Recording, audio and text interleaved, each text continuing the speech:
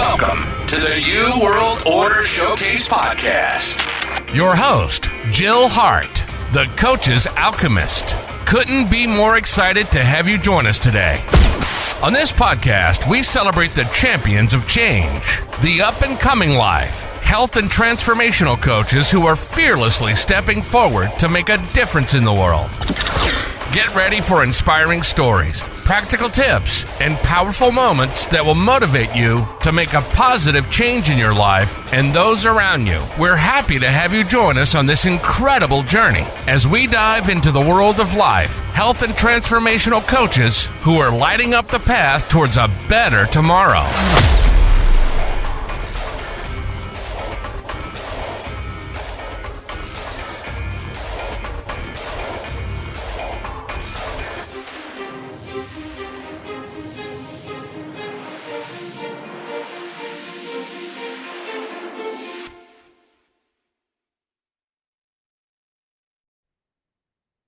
Hi, and welcome to the New World Order Showcase podcast. Today we have with us Brice Hancock. And Brice, hold on just a second. Brice is a person in long-term recovery and a serial entrepreneur.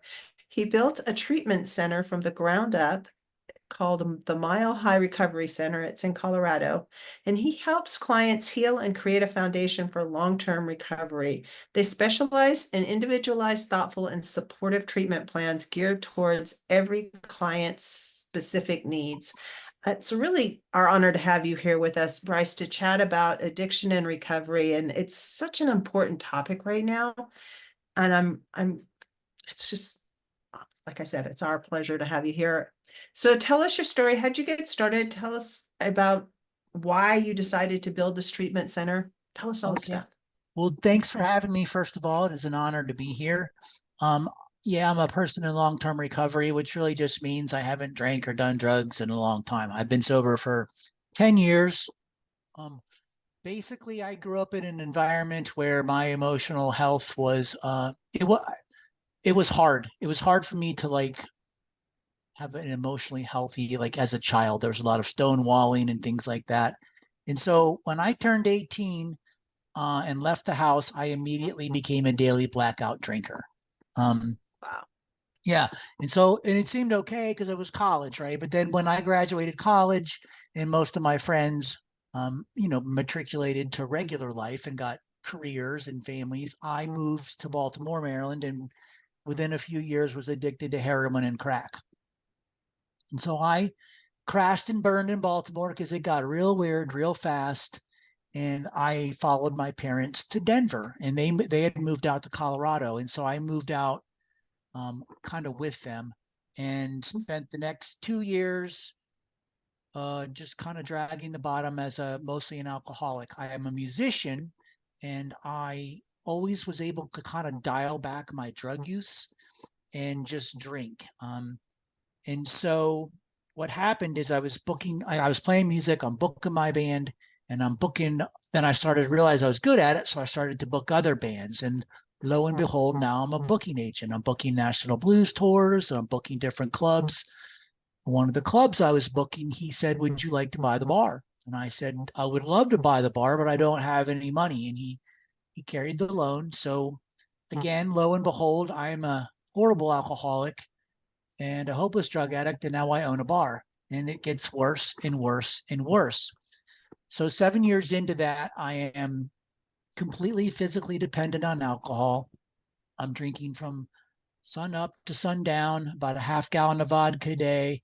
I have all these health problems, and eventually I'm in and out of the doctor, and the doctor does a blood test, calls me back in, shows me his chart. It says alcohol abuse severe. He looks me right in the eye and he says, "You're a late stage alcoholic.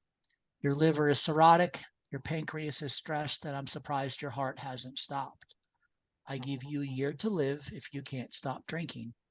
I could not stop drinking. I drank for well over a year, and I knew I was dying, but every day it was like, I'm not going to die today. I'm just going to get drunk today like I've been doing for 25 years. Eventually it got so bad that I started going to AA meetings. Not seriously, but like onesie twosie AA meetings. And then one day I was able to stop. So I stopped for 90 days about. I didn't do any work on myself. I just went to meetings. And so it was not a lasting, sustainable recovery. I had this horrible relapse. I ended up in a psych ward. And while I was in the psych ward, I had a lot of very aha moments, distinct, like, a psychic change, a spiritual experience. And when I got out of there, I dove headfirst back into my 12-step program. I did the work, I did therapy, I did outpatient treatment, and navigated that successfully. So I've been sober for 11 years. Now, here's the part where it got cool, because I owned a bar, and then I decided I'd be a realtor in early recovery, which was a good job, a fun job, but was not my passion. So around 2 years sober, I was very depressed. And it was kind of like a dark night of the soul depression where I didn't know how to get out of it. Nothing I was doing was working. And I said to this guy, I said, I am depressed. I don't want to wake up in the morning. And he said, are you meditating? And I said, I'm not that depressed. He laughed. I heard myself say it, and I was like, what is wrong with you, And so it was time to do more work. And so I started meditating. The therapist at the time, she asked me, what is your purpose? And I was like, I'm a realtor. What do you mean? She said, why are you here? What is it all about for you? And so I started to wonder, what is it all about for me? Who am I as a sober man? What do I want to do? Like, what kind of impact do I want to make on the world? And through this odd series of events, I ended up at a meeting, and I stayed after the meeting, and I asked the therapist that ran it, what can I do? What can I do in recovery? I love addicts. I love alcoholics. He said, we need sober houses. And I didn't really even know what it was, but I knew I was going to do it. Something just hit me. I'm going to do this. I'm going to be the sober house guy. I opened up one house, and my depression lifted, and I had a new career on my hands. And so I kept opening houses. I got to 9 houses, had several employees, and the city of Denver said, you have got to stop opening houses. We don't have the zoning for it. You can't do this. And I said, well, the Supreme Court says I can. So I lawyered up. And while I was fighting the city of Denver, someone suggested I open a treatment center. And I had no idea how to do it, but man, it sounded like a good idea. So I opened up an IOP, which is outpatient treatment, hired some therapists, just a few, started charging insurance. And then so I kept adding things. So the whole thing started not as a grand vision. It was just like an organic process of adding different levels of care and hiring people and attracting people. And so now today we have residential treatment in all levels of outpatient care. There's 7 sober houses that go along with it, and 35 employees. And so that's the nickel version of the story for you. That is pretty amazing. I have known people in the place where you were when you got sober, and I've known people who have died of alcoholism. They just couldn't quit. I've known people that lost most of their liver, and if they ever drink again, they will probably die. People that were in my family. So when you talk about these things, it's bad. Yeah, When you get to that point, when the doctor tells you you're gonna die, you're like on your way out. And it's pretty amazing that you were able to just pull it all together and found your mission and point in life. And now you're just like helping other people who are in the same situation. And so that's the 12th step, is giving back what was given to you, right? I got to give it away to keep it. And the whole thing kind of happened out of my own need to heal, which is super cool. I just took one step forward, and then the universe rearranged the way it needed to allow me to continue going. And it's not been easy all the time, but it's definitely worth it. And the big question is, do you meditate? I do.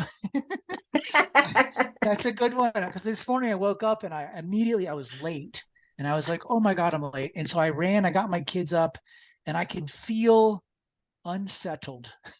Mhm. And before I took them to school, I went back upstairs to my room and I meditated. I just 5 minutes, just touch base, get centered. And I believe in it. That whole morning routine is so important to me. It once you get, it's like another addiction. Yeah, It's a it is good kind of addiction. for sure. But it's like as You- long as I'm grounded, I can do anything, I believe. yeah, yeah. It's like you're plugging into the energy source and you're ready to go. Get Exactly. charged up. Yeah, exactly. And as long as I do that, like I'm good. If I can't do that, I don't know. It just doesn't, I'm not surfing the wave at that point. I'm just kind of, Chugging fighting the along. current. Yeah, chugging along. So yeah. Yeah, I totally get that. And you actually feel differently. I mean, it is it's a tangible difference Yeah. in how your body is functioning when you Yeah. meditate. Yeah. If you can get into that flow, life is so much easier. Yeah. And things manifest for you. I Yeah. Getting this facility up and running is a perfect example. And now you don't just help alcoholics, you help people recovering from all kinds of addictions, right?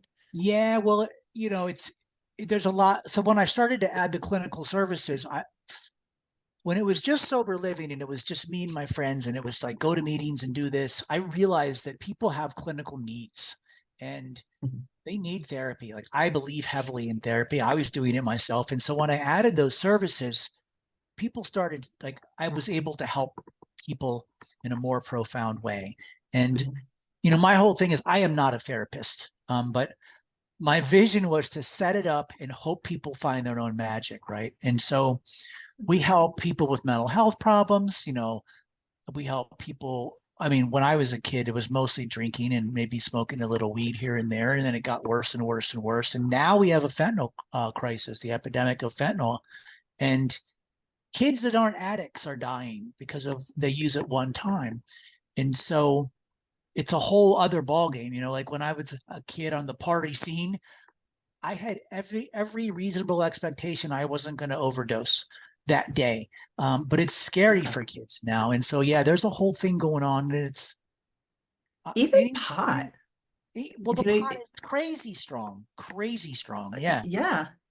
yeah, it's It's not like, when I was in high school, you could get like this much for $5. I lived yeah, in I know. California. Okay. I Okay, didn't personally smoke it, but of course not. I knew people who did. Yeah, well, I And definitely you have did. to smoke like the whole bag in order to get high Yeah. too. I mean, there No, there and was it's so that. strong. It's so strong now. It's like there's like all kinds of things like in psychosis, cannabis psychosis, and there's a withdrawal symptom, and all kinds of things are going on. I have kids that show up in treatment. That's their drug of choice. Yeah, but Yeah. it's they did something to it. Yeah. Well, as soon as they legalized it, they started working on it, making it stronger. Yeah, Yeah. yeah.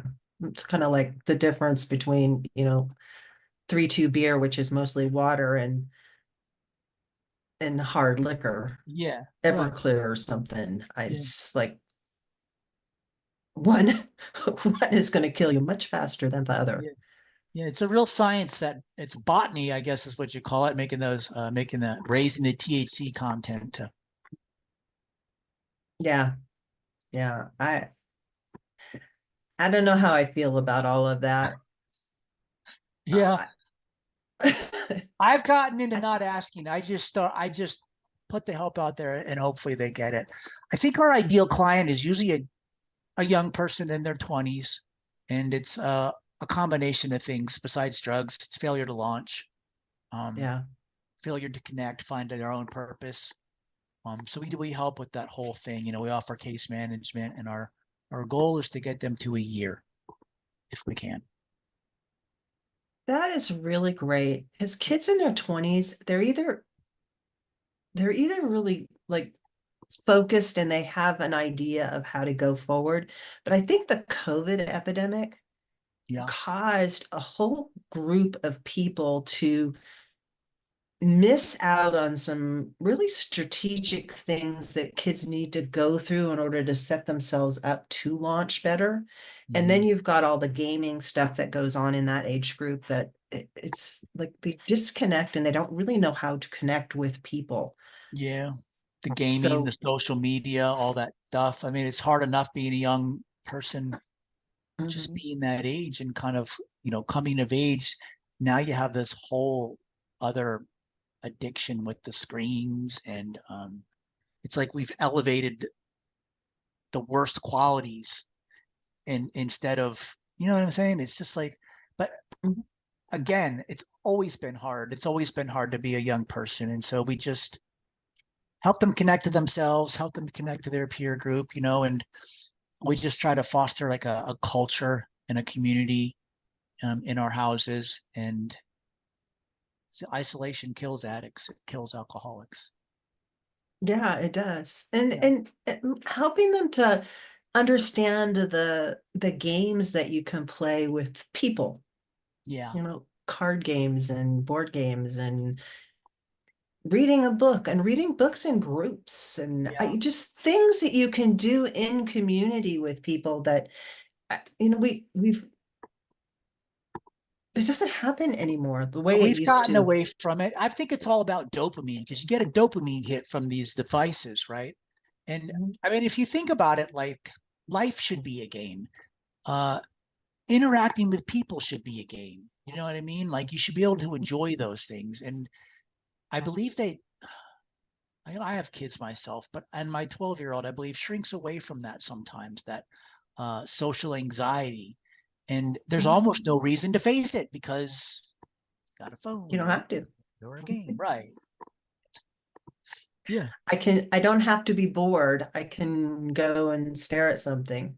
It's Oh, the you're lack so of right. having to be bored in the You're so world. right. Because, like, how else are you going to learn to be creative if you're never, ever bored? Literally.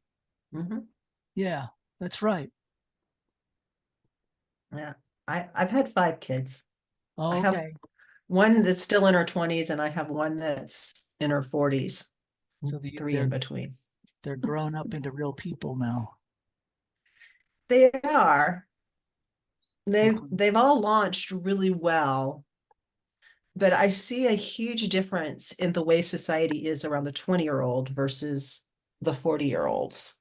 Yeah, They they they're in different parts of their lives for one thing, but and 100%.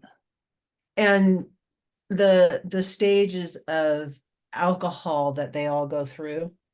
And I do come from a family of alcoholics, and the two older ones, dad was an alcoholic. I left him, and then when my daughter had her first child, he quit drinking, and he's been sober for like 15, no, 16 years now. But it was because my daughter told him he would never see his grandchildren if he didn't stop drinking. And Yeah. that he's an amazing man now. Yeah. We go and see him and we all do stuff together, even though, my other husband. Okay. That's great. Yeah. I think most people are able to pull themselves out of it. Even real heavy drinkers, if they're given a good enough reason, can stop. Yeah. You know, And it my doesn't even have to be you're gonna die. It can be as simple as you're not gonna see your grandkids. And if you're really connected to your family, then that's a big that's a big thing. Yeah, for sure. Yeah, I mean, my son's story was supposed to be my dad died when I was 2. He owned a bar. He knew all these crazy people, and what a tragedy. And so that's one of the things I'm the most grateful for is being able to be a dad, just kind of be there for my kids and enjoy the experience of being a dad. The dad I want to be. Mhm. Yeah. Kids teach you so much too. Yeah. Just Yeah. They keep you young too. Yeah, they do. Yeah. And they keep you tuned into what's happening. Yeah. It's and at some point they just become people that you like to spend time with.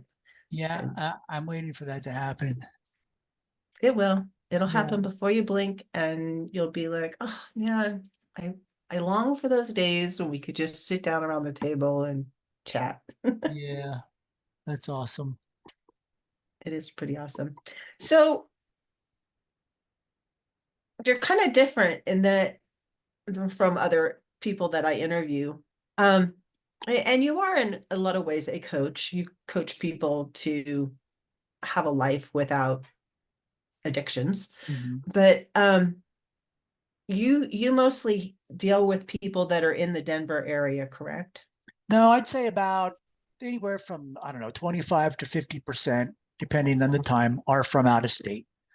A lot of people that are struggling with substances need to relocate because they got to get away from, all their friends and the environment they're in. And so sometimes relocating is a really good way to facilitate that process. Well, that's really interesting. So you work with insurance companies also? We do. How does that look?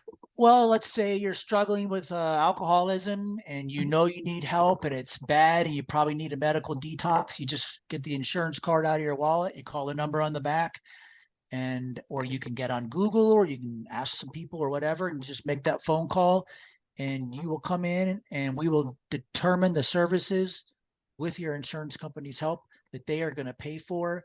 We'll provide those services and then they will pay us to provide those services. Do you work with the government at all?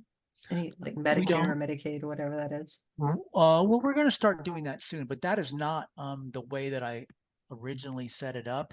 Mhm. Um, there are places to do that. I just like we kind of settled into this. Like this is our wheelhouse. Is the failure to launch crowd, mostly the early to mid-20s is our typical client, and that's just kind of the way that worked out for us.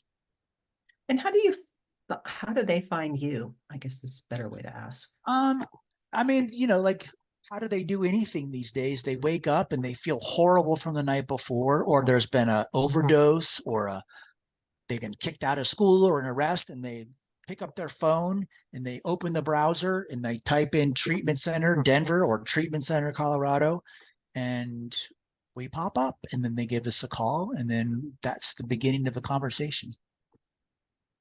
Hmm.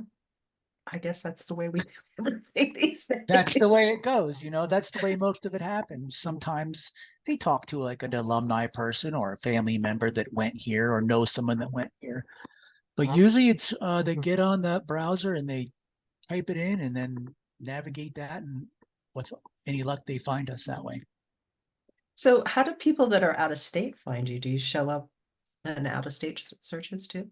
Yeah, we will. We'll show up in out of state searches, and oftentimes it's such a nasty disease addiction that sometimes they will go to a place close to home, do 30 days there, go home, relapse, do it again, and then the family's like, okay, we're going to send you out of state now. I've heard that Denver's nice, and so that's how they'll find us. Really interesting. I don't I I haven't ever met anyone who's gone. Well, that's not true. My brother-in-law went to a treatment center because he was dying. We sent him we found him under a bridge, okay? Oh. I mean literally under a bridge, and we got him all cleaned up, and then he ended up, and we got him a career. He was sober and able to like function for a little while, long enough to get a truck driving career going. And then he decided that wasn't the life for him. He wanted to drink and do drugs. So he moved back to Missouri, and he's been living in a trailer in somebody's backyard for years and years. And every once in a while, we would send him some money. But the last couple of times we've sent him any money, he's just drunk so much. He would just take it and spend it all on booze. And he's ended up in the hospital twice. And they Yeah. did send him to rehab because they were like, you keep doing this and you're going to die. Yeah, it's heartbreaking, but some people really need help to quit. I did. I was unable to quit on my own. I had to reach out for help. And Yeah. if that's I the think way the it is, fact that that's he the way doesn't it work, is. he doesn't make any money is what has Yeah. kept him alive all this time. Yeah. Otherwise, he would have just, if he'd had access to, unlimited resources, he would have killed himself by now, Yeah. which is really sad. Yeah. For sure. It is. It's heartbreaking. It's a fatal disease.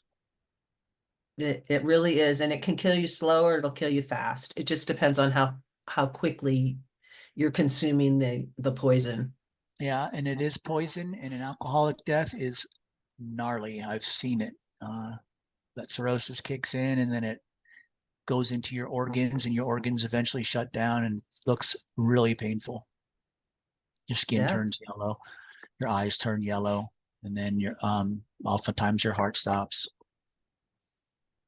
yep, yep. It's really an awful disease. Yeah. And it can happen to people who aren't like drinking all the time. Maybe you have 2 or 3 or 4 glasses of wine a night, and you're lying to yourself when you say, "Oh, I only have one." It Yeah. adds up over Sure it time, and does. you're going to have those consequences. You just cannot continually poison yourself and think that there's not going to be anything that's going to happen to you. Yeah. And I people will say moderation, and that's true. And I'm not here to stop anybody from enjoying their life. I'm not.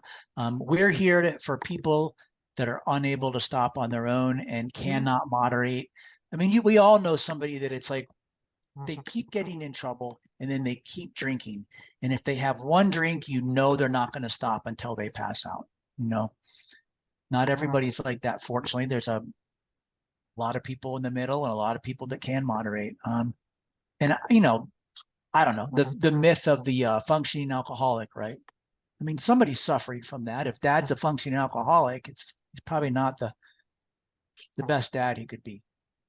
Right. Yeah. And if you're even drinking just a little bit, and I can say this on this side of it,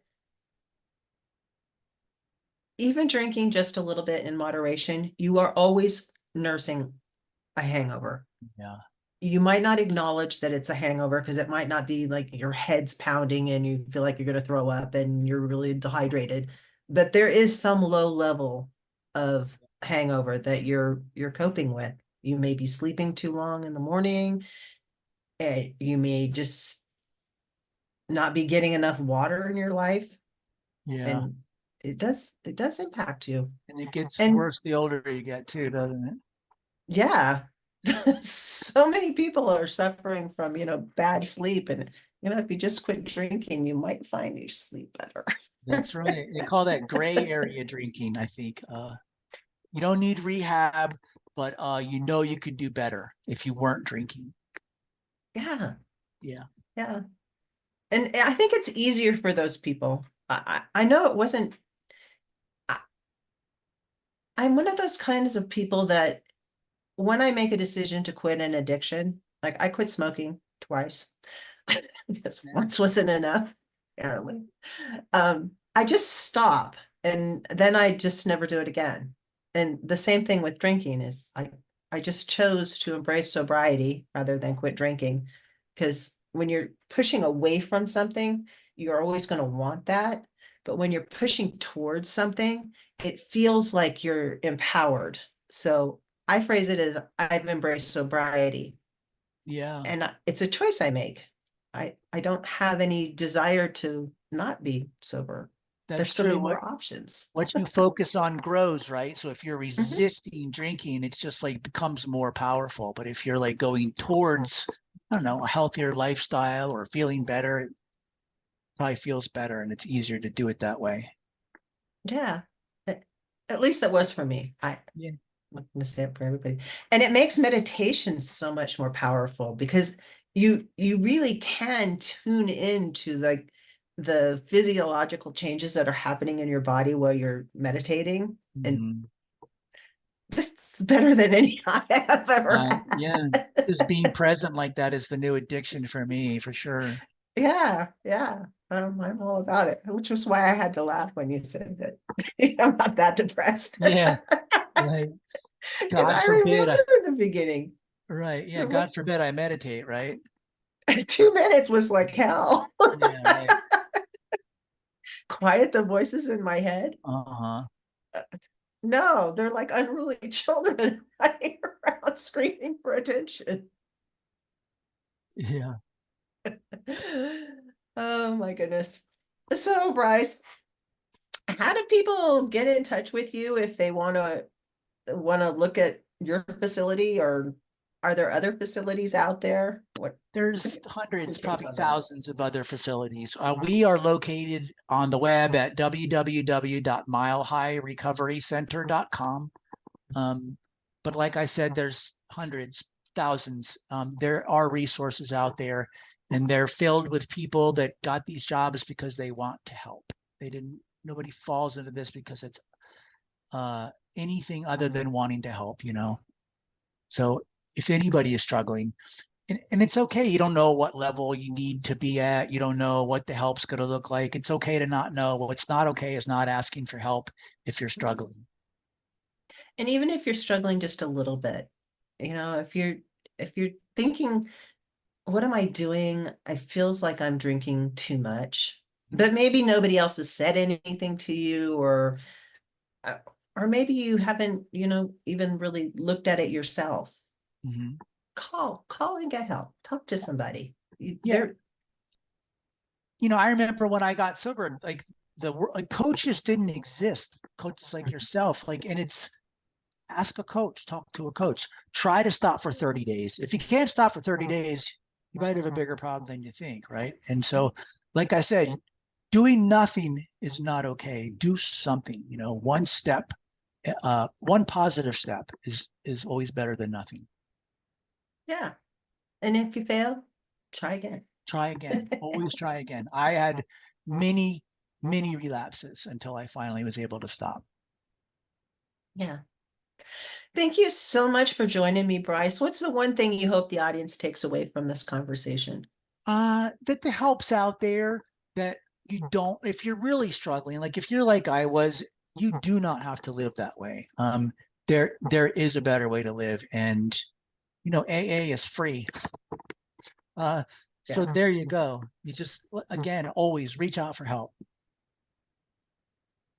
Yeah. Thank you so much for joining me. Thank you.